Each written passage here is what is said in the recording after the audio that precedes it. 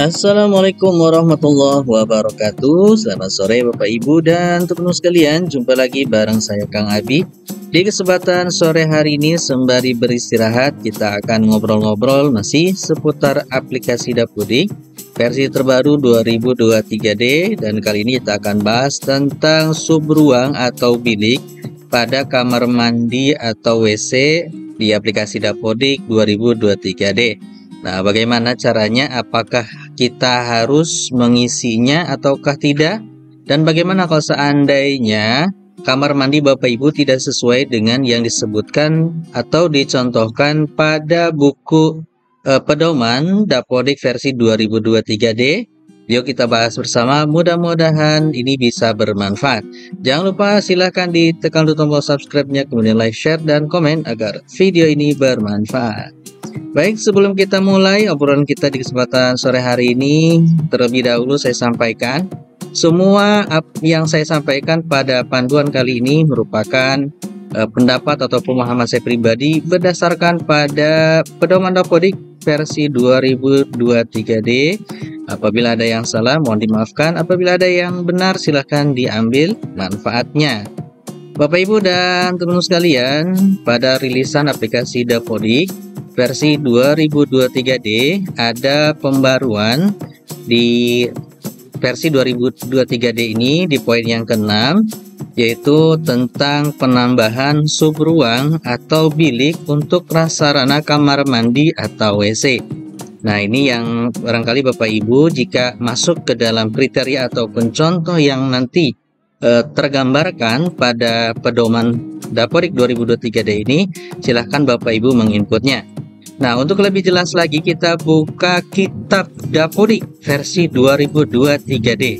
Nah, di sini dijelaskan penambahan subruang atau bilik untuk prasarana kamar mandi atau WC pada versi semester genap tahun ajaran 2022-2023 ini terdapat perubahan bisnis proses pendataan prasarana ruang kamar mandi atau WC. Nah, ini untuk mungkin ya, bukan intik ini. Untuk persiapan pendataan dak fisik dengan adanya tambahan subruang di dalamnya. Subruang dapat juga disebut dengan bilik toilet, yang mana di dalam ruang kamar mandi atau WC masih terdapat lebih dari satu bilik toilet, seperti pada ilustrasi di bawah ini. Nah, dari paparan ini Bapak Ibu kita beri garis bawah ataupun sebagai titik ya, sebagai titik utama.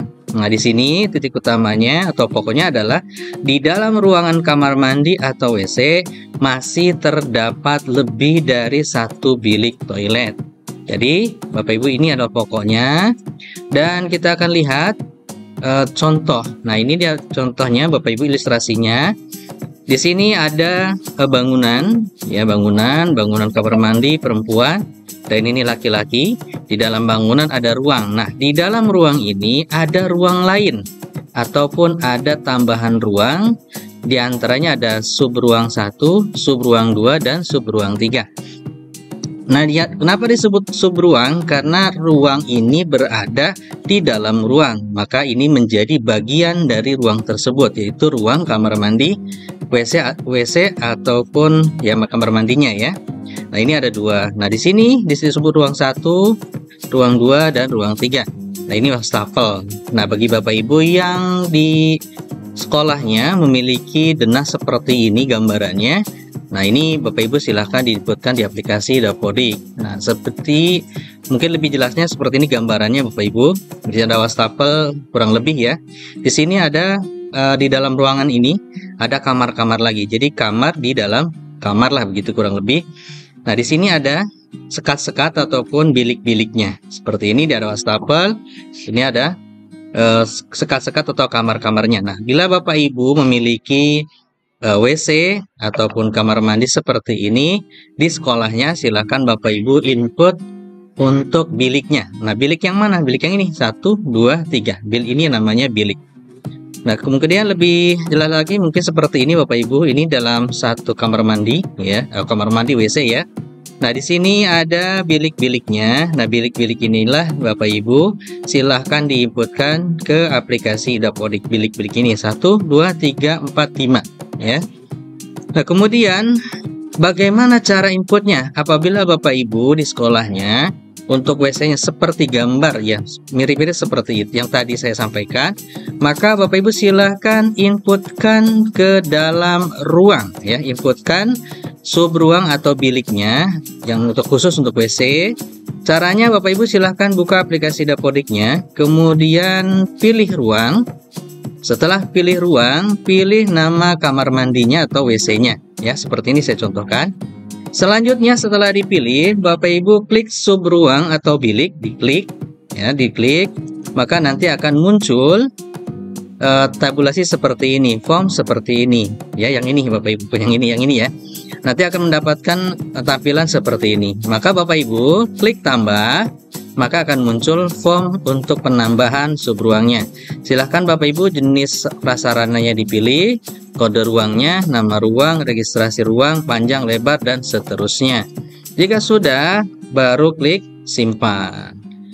Nah, lalu bagaimana kalau seandainya ya WC atau kamar mandi WC yang Bapak Ibu miliki tidak sesuai gambar yang disampaikan pada pedoman Dapodik tadi? Maka dari penjelasan awal tadi yang sudah kita beri garis merah sebagai pokoknya, yang terpenting ataupun yang menjadi dasarnya yang dimasukkan ke dalam bilik adalah di dalam ruangan ada ruangan lain atau sub ruangan. Artinya ruang WC ada lagi bilik-biliknya seperti tadi. Nah, kalau seandainya seperti ini bagaimana? Nah, ini tulisannya salah lagi ya. Contoh, ini contoh 1. Ini bangunan WC-nya. Kemudian ada kamar WC 1 dan WC 2 misalnya ya. Ini contoh, misalnya ini kamar WC 1, kamar WC 2. Nah, di dalamnya sudah tidak ada lagi kamar apapun selain kloset ataupun penyiram air dan seterusnya.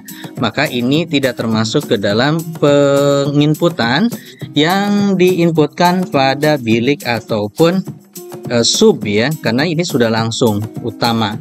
Jadi Bapak Ibu bagi yang mempunyai ini ya, saya pendapat pribadi saya tidak menginputkan biliknya. Kenapa? Karena ini sudah ada dalam satu ruangan dan tidak ada bilik lain atau ruangan lain. Jadi penginputannya ini bangunan WC, kemudian ruang WC laki-laki misalnya, dan ruang WC perempuan. Nah, kalau seandainya di dalamnya ada lagi bilik-bilik, misalnya ada bilik sampai 4, maka itu harus diisikan. Kalau seandainya bangunan WC ini tidak ada bilik lagi atau klosetnya cuma 1, tidak disekat, maka ini tidak usah diinputkan biliknya. Nah, kemudian Bapak Ibu, bagaimana kalau seperti ini? Ini tidak jauh beda dengan yang tadi. Ini WC-nya 1, kemudian ruangannya 1, klosetnya 1, kerannya 1, ya, bak airnya 1, dan tidak ada sekat-sekat lain ataupun sub-sub lain, maka ini tidak termasuk diinputkan ke dalam bilik, kan ini masih dalam satu ruang, tidak ada ruang lain atau sub ruangnya. Nah, yang terakhir Bapak Ibu, contoh seperti ini lagi, misalnya WC-nya tidak satu ruangan, nempel di ruang guru misalnya, atau di ruang tata usaha ataupun di ruang kepala sekolah misal ya, nempel, tidak punya bangunan sendiri, dan hanya satu kloset, tidak ada sekat ataupun tidak ada bilik-bilik lain, maka ini menurut saya tidak perlu menginputkan pada ruang atau bilik yang ada di aplikasi Dapodik ya.